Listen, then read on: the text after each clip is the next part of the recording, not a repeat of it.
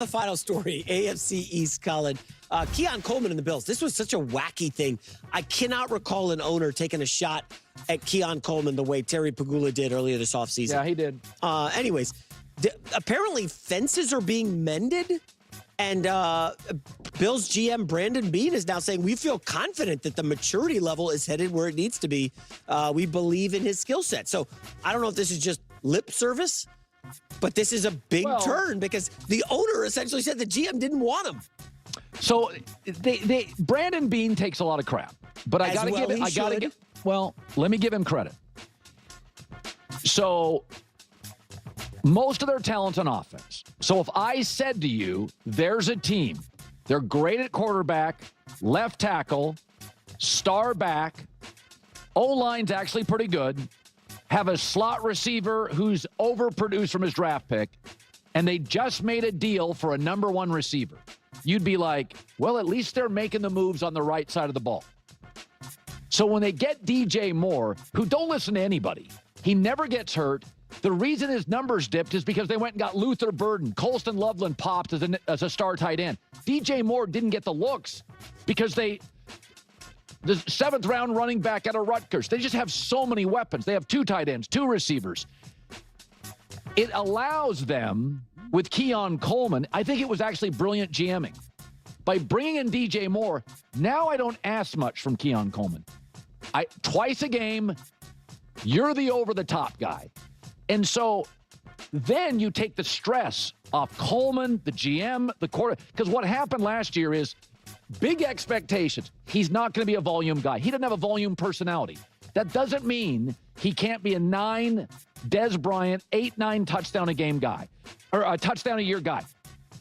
Unpredictable, moody, like Pickens can disappear. But by getting DJ Moore, he actually becomes a bit of a great gadget player. Like worthy of Kansas City, but bigger, stronger, and in a more NFL high-end body. So I like that idea. The problem is this DJ Moore thing. There are reports out there now that the Bears were going to cut him if they couldn't find a trade partner. Well, that's because they're so deep offensively, and they have to clear up space because they want to get Max Crosby. And so is it good GMing to give up a high draft pick for a guy who was going to get cut? He was never in danger of being released. Can we please put an end to that ridiculous narrative? He was never going to be let go. There's been media chatter suggesting otherwise. No, there genuinely hasn't. Size, look. This is the exact predicament you find yourself in when you're the Buffalo Bills and you have Josh Allen on your roster. You've been unable to get past that final obstacle, and you've fallen short when it matters most. All right? You simply don't have the luxury of engaging in any of those speculative games. You don't have the time to try and hunt for value by thinking, well, maybe they'll release DJ Moore. Or, perhaps we can address this through the draft. No. You have to simply execute the moves. You have to take the big swings that are right in front of you.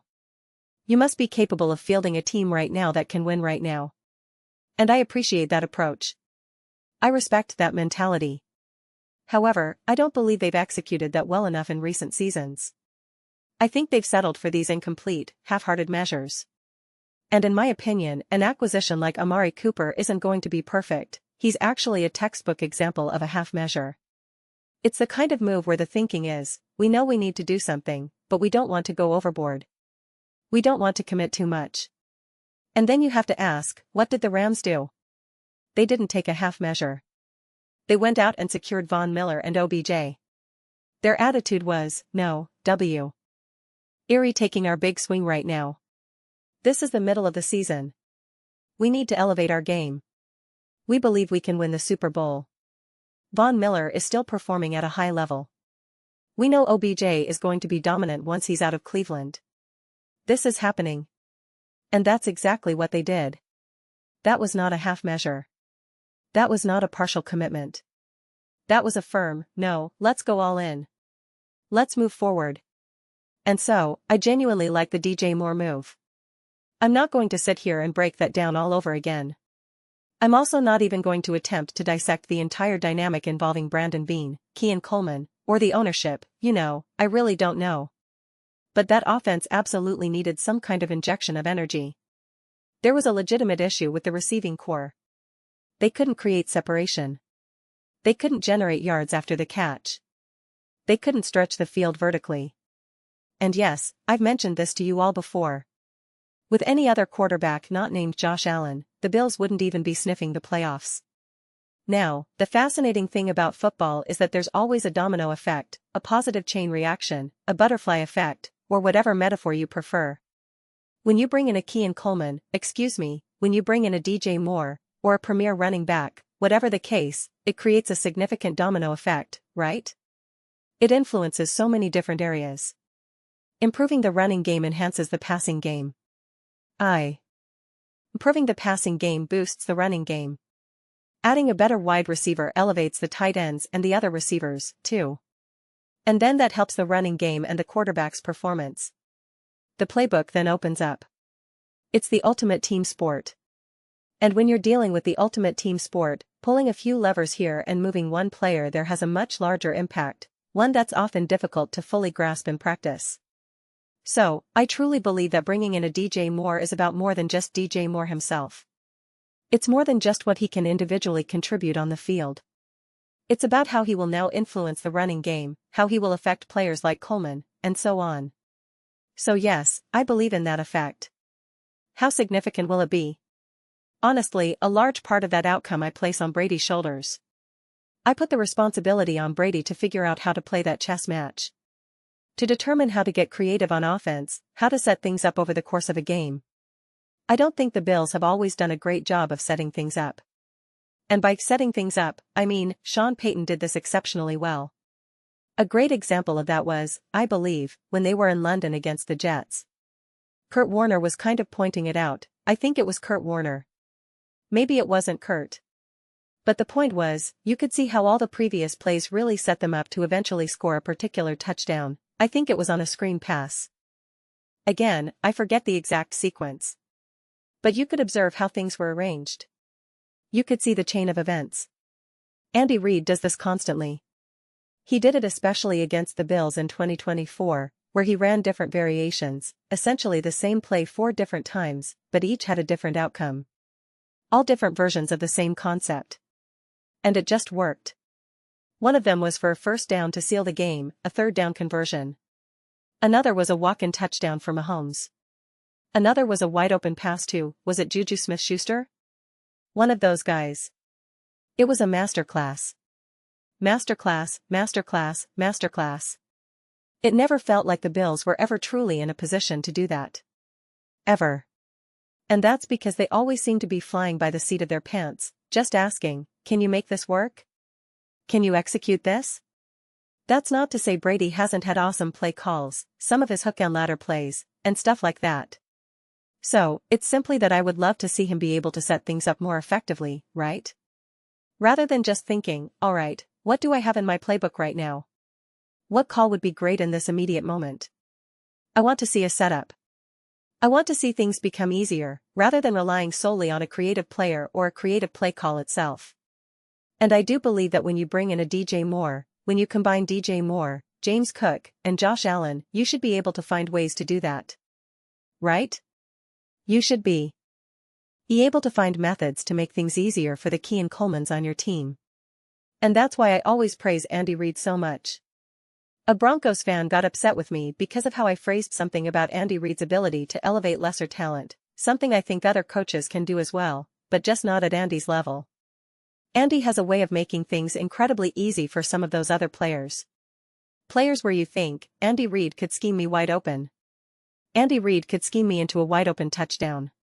Listen, I'm fairly athletic, but I'm not catching touchdowns against the Buffalo Bills defense, even though they've dropped the ball one too many times. But I would just love to see other players on the team get. We talk about how Josh Allen makes things easy for himself, or Lamar Jackson, or whatever. It's just that I need to see, with more regularity, the lesser players getting layups. Easy receptions, easy completions, easy catch and run opportunities. You want to see that happen. And it simply doesn't happen enough. So it's not even a matter of, okay, now you've got DJ Moore, you'll be able to do more in the passing game. And yes, that's true. But I want to see it used to set up easier plays.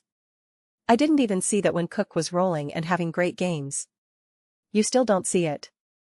Because that's the thing, even when Cook is having a great game and Josh Allen is using his legs effectively, you still see some of the impossible throws Josh Allen has to ma. Who? Again, whether it was against the Patriots, against the Buccaneers, or against the Ravens, you see that even when they have offensive momentum, it's still really hard. It still requires an unbelievable throw, an unbelievable scramble, an unbelievable level of execution. Whereas, and I'll keep using the Chiefs because they're the perfect example, when they have that momentum going, you constantly find yourself asking, how is Travis Kelce so wide open? How is MVS so wide open? How did Pacheco get a 9-yard run on a screen pass? You're just like, oh my God. How is this so wide open? How is this happening? And you see it again and again. That's because they're doing exactly what I'm describing. Not only are you setting up plays based on your previous plays, but you're also leveraging what you've done in the past to set up what you're trying to do in the present moment. It's more than just a creative or a great play call. It's the ultimate example of chess, not checkers, with an offensive coach going up against a defensive coach. And I'm simply hopeful that bringing in someone of DJ Moore's level not only individually adds more production, but also puts Brady in a position to run this offense in a more chess-oriented way. I think that's honestly the best way to summarize everything I just said. It's to put Brady in a position to have a more chess-oriented attacking scheme on offense. That's ultimately what I would love to see. And I just don't think we've really seen that. At least not recently. And I think that's probably the one thing that holds me back from fully endorsing Brady, because I do think he's a good coordinator and successful. I'm excited to see what he does as a head coach with Josh Allen, but I think that's probably what it comes down to. I've loved some of his play calls, and I think they've been really smart and dialed up at the right time. Again, some great play calls. But ultimately, what holds me back from him is me questioning, is he out there playing chess right now? Is he actually playing chess? I see Shanahan playing chess. I see Andy, obviously, playing chess. I saw it with Liam Cohen with the Jaguars, playing chess. And I just want to reach the point where I can genuinely feel, okay, the Bills right now are playing chess. Those are just my thoughts. I'd absolutely love to hear yours. What do you all think about the Buffalo Bills? What do you think DJ Moore can bring, and this whole chess versus checkers aspect? I'd love to know if you sense that as well. If that's your read when you're watching these games unfold, or if you think what I'm saying is just ridiculous. Let me know your thoughts. I read every single comment, whether you agree with me or disagree with me. Either way, let's get into some discussions. Let's get into some debates, but ultimately, let's just have some fun. Please do consider subscribing. We're building an amazing community here, and I would absolutely love to see you as part of it. I want to be you. Something that we all genuinely feel connected to, something that we're really excited to be a part of. I think we're well on our way to doing that. Please don't forget to give this video a thumbs up. It really does help with visibility and the algorithm. Thank you so much. See you next time.